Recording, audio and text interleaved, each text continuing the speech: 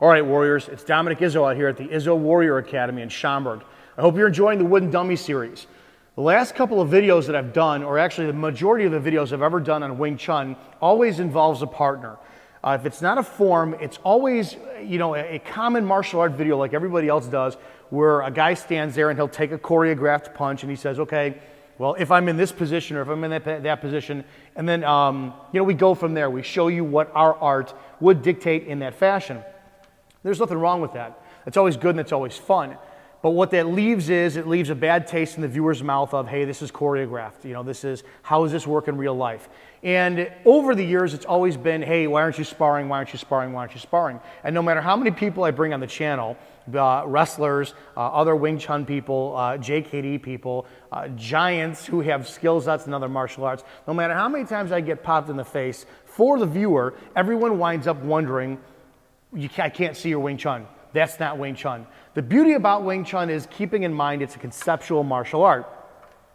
It doesn't exist in what the movies are showing us it exists in. If we did, and let's look at a bong sao, like this in a perfect form, with a punch coming in, and I said this in the last video, I'm gonna get punched in the face. The beauty about Wing Chun again is as a student, you have to learn to take the rules, study the rules, follow the rules, and then break the rules. It's part of what the dummy is going to teach you as well as everything else goes. So when I wind up saying all the time that sparring really isn't a purposeful point of me trying to get the point across, it's not for the fact that I'm dodging a bullet. I put every video I've ever had up unedited so you guys can see, hey, he got cracked in the face here. Hey, he got palmed in the face there. But my Wing Chun always lives in the concept of what my experience is, which is aggression, constantly moving forward, taking the forms and the tools and the shapes that I've learned and applying them for the specific circumstance. That said, that's why we train the dummy. Sun Tzu's Art of War says that if you know your enemy and you know yourself, you'll win every battle. Well, unless you wind up fighting competitively, you're a wrestler, you're a boxer, you're an MMA fighter, you don't know who you're going to fight. And let's face it, 99% of us are going to go out in the street and we're never going to use our chosen martial art. 99% of you who practice Muay Thai, you go on the street and you're not going to use your Muay Thai. 99% of you who do BJJ, you're not going to go in some bar back alley where the dumpsters are, broken glass, all that stuff, in your winter coat in Chicago, all your gear on, cop or not cop, and go to the ground. You're not going to use your Wing Chun the way that you think it's taught. So we can eliminate knowing our enemy because you just can't know it. I may be 5'7", 210, and I may fight somebody, 170 at 6'2". The odds are always going to be in your favor that you have no idea who you're fighting against. So the best bet is don't fight in the first place. What the dummy teaches us is to know ourselves. Brilliantly speaking, this piece of apparatus, as simple as it is in nature, 2 arms, a third arm, and a trunk, is simply to have you understand your position. Yeah, you know what, you can take it, as I said in another video, and you can pretend, ooh, I got a punch coming in, I'm going to pock here and punch. Ooh, I got a punch coming in, I'm going to tan and punch. Ooh, I'm going to bong sao here, lop chop punch. You can do all that stuff and choreograph for the sake of having fun, good training. But to understand your own anatomy, to understand your own skill set, your own skeletal structure, it's important to not use a partner that's live and use a dummy because you are forced to understanding your own anatomy. The last video I did, I put a palm on and I showed you the correct position to get to be the dummy for where it affects your body is to put your palm on, relax your arm, have a good stance, comfortable shoulder width, your feet are shoulder width apart, and this is your position. Here, if I turn, not fully extended, this is my maximum power for where I drive out my punch. This is where I'm going to be the maximum effective, this position here. And I have a little inch play, the inch power, which we're going to get into.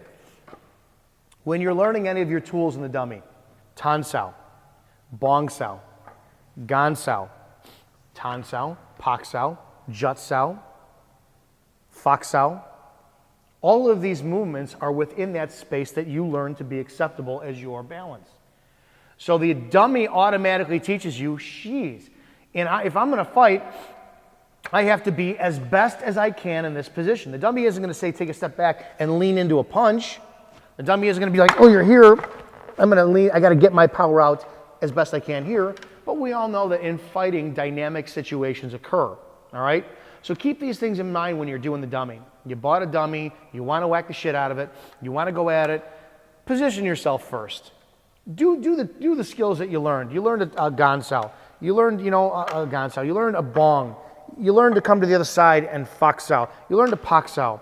You learned to strike over the top. You learned a tan to a strike. You learned a jutsao. You learned a pak, faksao, punch, jumsao. You learned all this stuff. If you do it, do your skill set methodically, very, very, very intent. Your intent, almost like it's just you are training for surgery. Now, I have said in the past that my Wing Chun compared to other people's is like an atomic bomb. The older I get, unlike other guys in my skill set, in my concept of Wing Chun, I use the attributes I have. I'm not fast, so I'm going to use power, I'm going to use muscle, I'm going to use strength. And anybody says you have to eliminate those things in fighting, you don't have a bunch of people who are trying to cut weight on the street. You have brutes out there. And if you are not willing to fight force on force and you think that your Wing Chun is going to softly absorb somebody's energy who's hell-bent on caving your head in, you're 100% wrong. The adrenaline dump is something you cannot control. And I'm veering off a little bit. When it comes down time to fighting, you will be tense, you will be stiff. And if you can't learn how to be tense, and then your rest of your body learns to be relaxed, to absorb that energy, to find that hole, then you're not going to understand the concept of what relaxation is. All right? You don't really want to be relaxed here because, as I'm going to show in the future, relaxation here invites in a collapsed energy to attack your core. Getting off topic. But as we move forward, as we break down the sections of the wooden dummy, as we go through all of them and I show you how the first section comes up with Yuma, which is that inch power you want to know, it's so essential that you understand your position and your core and how you fit in the dummy and how it is meant to design your perfection first.